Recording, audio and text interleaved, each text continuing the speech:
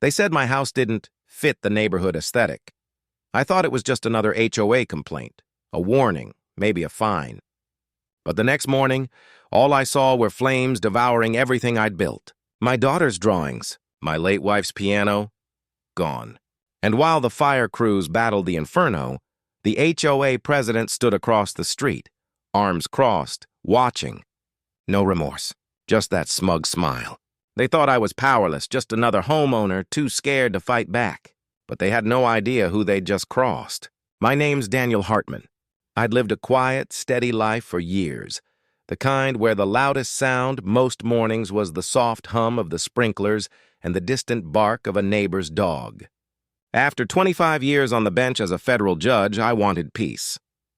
The kind of peace you can feel when you pull into your driveway and breathe, knowing you've left the chaos of the world behind. When I bought the 2-story brick home in Oak Ridge Estates, it felt like a dream. The streets were lined with manicured lawns and mailboxes painted the same color, the smell of jasmine drifting through the air at night. Neighbors waved politely, kids rode their bikes in the evenings, and every lawn seemed perfectly cut, almost too perfect. The Homeowners Association introduced themselves almost immediately, a smiling group, clipboard in hand, who welcomed me to the community while casually mentioning a list of rules: paint colors, lawn length, mailbox placement, trash bin schedules. It all seemed harmless, even funny. After years of handling federal cases and courtroom chaos, I thought I could handle a few overzealous rule keepers. For a while, everything was fine. I trimmed the hedges, kept the lights low, and minded my business. But I began to notice something unsettling. The HOA board members didn't just enforce rules. They enjoyed control. They'd fine an elderly neighbor for having her grandson's toy truck in the driveway. They once sent a warning letter to a veteran for flying the wrong size flag. At first, I kept quiet. I wasn't here to make enemies. But that changed the day they came for me. The Homeowners Association introduced themselves almost immediately, a smiling group, clipboard in hand, who welcomed me to the community while casually mentioning a list of rules: paint colors, lawn length, mailbox placement, trash bin schedules. It all seemed harmless, even funny.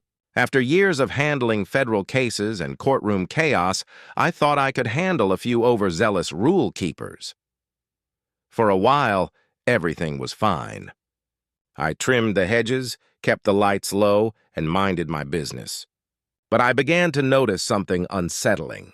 The HOA board members didn't just enforce rules. They enjoyed control.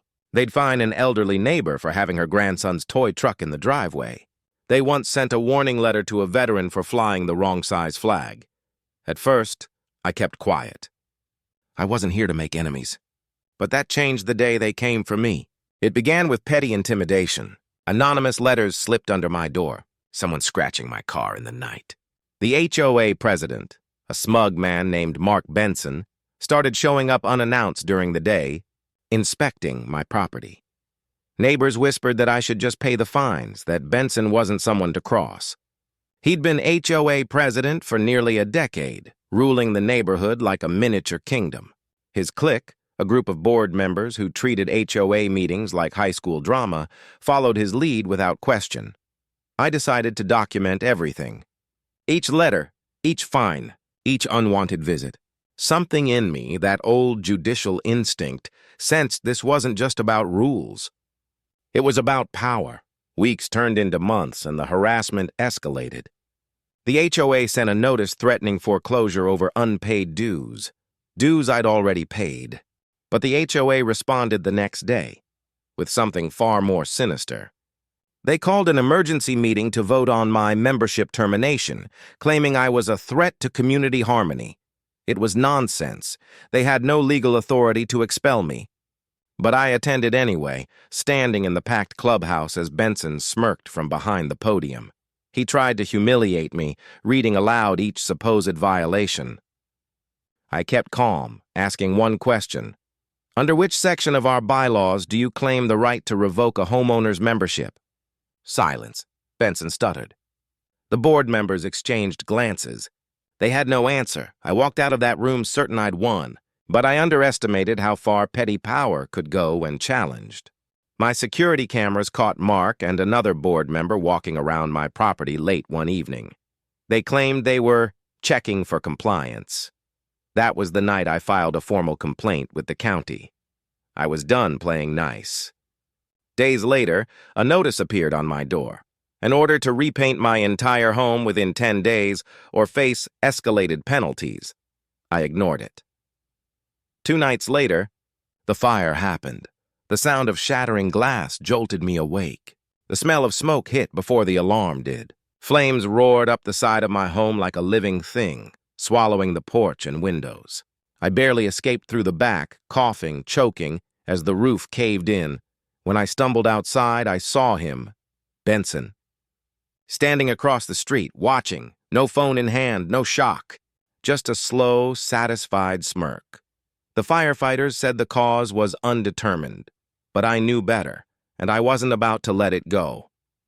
In the weeks that followed, I became a man possessed. While the insurance company stalled, I began digging through HOA financials, meeting minutes, and state property records.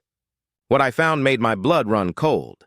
The HOA had been embezzling funds for years.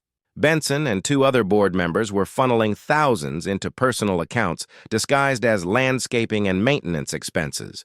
My refusal to cooperate had threatened their scheme. Burning me out wasn't just revenge. It was a warning to anyone who might ask questions next. I contacted law enforcement quietly, not as Daniel Hartman, homeowner, but as Judge Hartman, Federal Division. And once the evidence was secure, I struck back. I filed an injunction freezing the HOA's assets and personally issued subpoenas to every board member. When the investigators arrived, the neighborhood buzzed with disbelief. Benson's confidence cracked when he realized who I really was. They'd called me arrogant, non-compliant, trouble. They didn't know I'd spent my career dismantling criminal enterprises far more dangerous than an HOA board. The case gained local attention quickly. Federal judge targets corrupt HOA, the headlines read. Cameras rolled as Benson was led out of the clubhouse in handcuffs, charged with arson, fraud, and conspiracy. His accomplices followed soon after. During the hearing, I didn't preside, conflict of interest, but I sat in the gallery, silent, watching justice unfold. The man who once smirked across the street now sat trembling, pale, his empire of fear collapsing in front of his neighbors. For months, they'd controlled this community through intimidation. Now, they were powerless. The HOA was dissolved, its funds seized, and restitution ordered for every homeowner they'd wronged. But the house, my home, was gone. All that remained were ashes. Still, as I stood on that empty lot, I felt something powerful: peace. Rebuilding wasn't just about brick and mortar. It was about reclaiming dignity. Not just for me, but for every neighbor who'd ever been bullied into silence. The county appointed a temporary administrator to manage the neighborhood. Fines were voided, rules rewritten. What used to be a place of fear became a place of quiet pride again. Neighbors who once avoided eye contact stopped by to help clear debris, plant new trees, and share stories of their own struggles. I saw courage bloom where fear once lived. Months later, when the new house was finished, I invited everyone, every last resident, to an open gathering. No titles, no hierarchy, just people. I didn't give a speech that day. I didn't need to, but as the sun set over Oak Ridge Estates, someone asked me if I ever regretted moving there. I looked at the rebuilt home, at the laughter of children on the street, and said quietly, "No. Sometimes justice starts with a spark."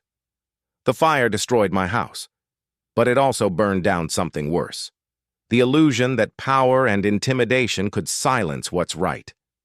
Now, the HOA that once ruled this neighborhood by fear is nothing more than a story people tell.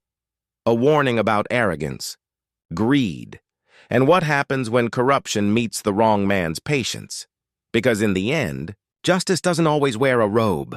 Sometimes it just wears the scars of a man who refused to stay silent.